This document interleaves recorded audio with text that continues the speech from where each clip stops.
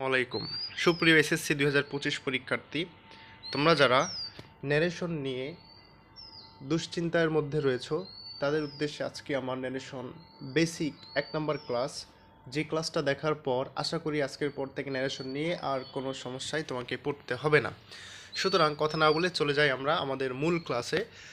সুপ্রিয় শিক্ষার্থীরা, তোমরা জানো ন্যারেশন করতে গেলে আমাদেরকে ম্যাক্সিমাম 6টা জিনিস খুব ভালো করে জানতে হবে। তার মধ্যে 1 নম্বর যেটা আমাদের জানতে হবে, রিপোর্টিং ভার্ব এবং রিপোর্টেড স্পিচ। এটা যদি তুমি চিনতে না পারো তাহলে তুমি কখনোই ন্যারেশন সঠিকভাবে পরিতৃপ্ত সহকারে করতে পারবে না। 2 নম্বর জানতে হবে 5 প্রকার সেন্টেন্স। আমরা জানি সেন্টেন্স হচ্ছে 5 প্রকার, প্রত্যেকটা প্রকার সম্পর্কে তোমাকে সঠিক আইডিয়া থাকতে হবে। নাম্বার 3, তোমাকে জানতে হবে টেন্সের পরিবর্তন সম্পর্কে। টেন্সের পরিবর্তন যদি তুমি না জানো সেক্ষেত্রে তুমি ন্যারেশন করার পরিতৃপ্তি পাবে না। সুতরাং এখানেও তুমি একটু পিছনে চলে যাবা, তোমাকে টেন্সের পরিবর্তন খুব ভালো করে জানতে হবে। 4 নম্বর যদি আমি বলি, 4 নম্বর তোমাকে জানতে হবে অবশ্যই পার্সনের পরিবর্তন সম্পর্কে। 5 নম্বর সাবজেক্ট, অবজেক্ট এবং পসেসিভ। 6 নম্বর হচ্ছে অ্যাডভার্বিয়াল ফ্রেজ। সুপ্রিয় শিক্ষার্থী, তুমি যদি 6টা বিষয় সঠিকভাবে জানতে পারো, বুঝতে পারো, আমি আশাবাদী ন্যারেশন আজকের পর থেকে তোমার জন্যে অভিশাপ না হয়ে আশীর্বাদ হয়ে দাঁড়াবে। সুতরাং চলো আমরা 6টা বিষয় সম্পর্কে আলোচনা করি।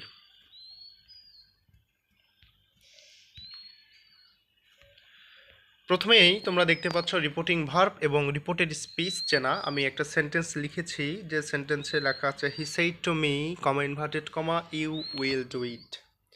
সুপ্রিয় শিক্ষার্থীবৃন্দু, তোমরা দেখতে পাচ্ছ এই যে সেইড টু যুক্ত যে অংশটা আমি লিখেছি এটাকে আমরা বলি হচ্ছে রিপোর্টিং ভার্ব। এই রিপোর্টিং ভার্বটা সেইড টু না থেকে মাঝে মধ্যে সে থাকতে পারে, অথবা উইল সে, অথবা সেসও থাকতে পারে, এতে দুশ্চিন্তার কিছু নেই। কমা ইনভার্টেড কমার মধ্যে যতটুকু অংশ আমরা দেখতে পাচ্ছি ইউ উইল ডু ইট, একটা ওয়ার্ডও থাকতে পারে অথবা অনেক বড় একটা লাইনও থাকতে পারে। তোমাকে খেয়াল করতে হবে কমা ইনভার্টেড কমা পরে, অর্থাৎ কমা ইনভার্টেড কমার মধ্যে যতটুকু অংশ থাকবে ঠিক ততটুকু অংশকে আমরা বলবো হচ্ছে রিপোর্টেড স্পিচ। আশা করি রিপোর্টেড স্পিচ সম্পর্কে আইডিয়া ক্লিয়ার। চলো এখন আমরা দেখব 5 প্রকার সেন্টেন্স সম্পর্কে। সুপ্রিয় শিক্ষার্থীবৃন্দু, তোমাকে এই 5 প্রকার সেন্টেন্স অবশ্যই খুব ভালো করে জানতে হবে। খেয়াল করো, 1 নম্বরে আমি লিখেছি অ্যাসার্টিভ সেন্টেন্স। আমরা সাধারণত ডিরেক্ট থেকে ইনডিরেক্ট আমরা ন্যারেশন করে থাকি। তো ডিরেক্টে অ্যাসার্টিভ সেন্টেন্সে কী রকম থাকতে পারে? সাবজেক্ট থাকবে, রিপোর্টিং ভার্ব, তারপরে অবজেক্ট থাকবে। তোমরা দেখতে পাচ্ছ সাবজেক্ট, রিপোর্টিং ভার্ব এবং অবজেক্ট। ইনভার্টেড কমার মধ্যে গিয়ে কি হবে? ইনভার্টেড কমার মধ্যে গিয়ে সাবজেক্ট থাকবে, ভার্ব থাকবে, অবজেক্ট থাকবে। এরপরে আসো ইন্টারগেটিভ সেন্টেন্স। এখানে আমাদের সাবজেক্ট, রিপোর্টিং ভার্ব, অবজেক্ট। একটা কথা বলে রাখি, আসলে যে কোনো সেন্টেন্সের ক্ষেত্রে ডিরেক্ট স্পিচে সব কিছু একই থাকে, অর্থাৎ সাবজেক্ট, রিপোর্টিং ভার্ব, অবজেক্ট। শুধুমাত্র পরিবর্তন হয় ইনভার্টেড কমার মধ্যে, যেটা তোমরা অলরেডি দেখতেই পাচ্ছ। ইন্টারগেটিভ সেন্টেন্সের ক্ষেত্রে কমা, ইনভার্টেড কমা, তারপরে সেন্টেন্স যেটাই থাকুক শেষে অবশ্যই নোট অফ কোয়েশ্চেন মার্ক দেখে তোমাকে বুঝতে হবে যে ওটা ইন্টারগেটিভ সেন্টেন্সে আছে। এটা যদি তুমি বুঝতে না পারো তাহলে কিন্তু তোমার জন্য ন্যারেশন সমাধান করাটা কঠিন হয়ে যাবে।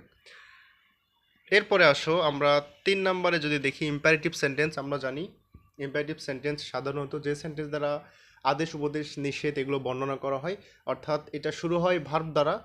খেয়াল করো, ইনভার্টেড কমার মধ্যে ভার্ব দ্বারা শুরু হতে পারে, লেট দ্বারা শুরু হতে পারে। যেটা দ্বারাই শুরু হোক তোমাকে দেখে বুঝতে হবে যে এটা ইম্পারেটিভ সেন্টেন্সে আছে। 4 নম্বরে আসো। 4 নম্বরে দেখো এখানে ডিরেক্ট স্পিচে সাবজেক্ট, রিপোর্টিং ভার্ব, অবজেক্ট একই থাকে, কিন্তু অপটেটিভ সেন্টেন্স যেহেতু, যে সেন্টেন্স দ্বারা আসলে উইশ অথবা প্রে বোঝায়, শুরু হয় সাধারণত মে অথবা লং দ্বারা। এটা দেখে তোমাকে বুঝতে হবে যে এটা অপটেটিভ সেন্টেন্সে আছে। আর অপটেটিভ সেন্টেন্সে থাকলে অবশ্যই তোমাকে অপটেটিভ সেন্টেন্সের নিয়মটা ফলো করে ন্যারেশন সম্পূর্ণ করতে হবে। এরপরে লাস্ট ওয়ান, খেয়াল করো 4 নম্বর সেন্টেন্স। 5 নম্বরে আছে এক্সক্লামেটরি। এখানে আসলে যেটাই থাকুক, আমরা বলি এক কথায় যেটাই থাকুক, এই যে খোটা ফোটা অর্থাৎ নোট অফ এক্সক্লামেশন দেখে তোমাকে বুঝতে হবে যে এটা এক্সক্লামেটরি সেন্টেন্সে আছে। ওকে, আমরা 5 প্রকার সেন্টেন্স সম্পর্কে দেখলাম। এখন আমরা দেখব টেন্সের পরিবর্তন, যেটা সবচাইতে বেশি ইম্পর্টেন্ট। টেন্সের পরিবর্তনটা খেয়াল করো, ডিরেক্ট স্পিচ এবং ইনডিরেক্ট স্পিচ। তো ডিরেক্ট স্পিচে যখন প্রেজেন্ট ইনডিফিনিট টেন্স থাকবে ইনডিরেক্টে গিয়ে সেটা পাস্ট ইনডিফিনিট টেন্স হয়ে যাবে। আবারও বলছি, ডিরেক্ট স্পিচে যখন প্রেজেন্ট ইনডিফিনিট টেন্স থাকবে, খেয়াল করো, প্রেজেন্ট ইনডিফিনিট টেন্স, ইনডিরেক্টে গিয়ে সেটা পাস্ট ইনডিফিনিট হয়ে যাবে। এটা তোমাকে খুব ভালো করে খেয়াল করতে হবে। প্রেজেন্ট কন্টিনিউয়াস টেন্স থাকলে সেটা হয়ে যাবে পাস্ট কন্টিনিউয়াস। আমি তোমাদের বোঝার সুবিধার্থে খুব সুন্দর করে টেন্সের গঠন সহ লিখে দিয়েছি, অবশ্যই তোমরা এটা ফলো করবা।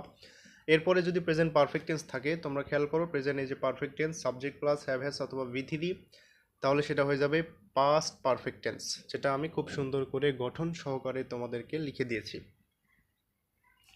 এরপরে আসো, পাস্ট ইনডিফিনিট টেন্স থাকলে পাস্ট পারফেক্ট টেন্স হবে, পাস্ট কন্টিনিউয়াস টেন্স থাকলে আসলে পাস্ট পারফেক্ট কন্টিনিউয়াস। এই যে খেয়াল করো, পাস্ট কন্টিনিউয়াস, এই পাস্ট কন্টিনিউয়াস টেন্স থাকলে আমরা ব্যবহার করব past perfect continuous tense. Past perfect থাকলে আসলে কোনো পরিবর্তনই হবে না, দেখো, পাস্ট পারফেক্ট থাকলে নো চেঞ্জ। সুপ্রিয় শিক্ষার্থীবৃন্দুরা, তোমরা যখন এই বিষয়গুলো সুস্পষ্ট ধারণা লাভ করবে, আমার কাছে মনে হয় এরপরে ন্যারেশন করতে গিয়ে তোমার আর কোনো সমস্যা তৈরি হবে না। সুতরাং মনোযোগ সহকারে তুমি ক্লাসটা করবে।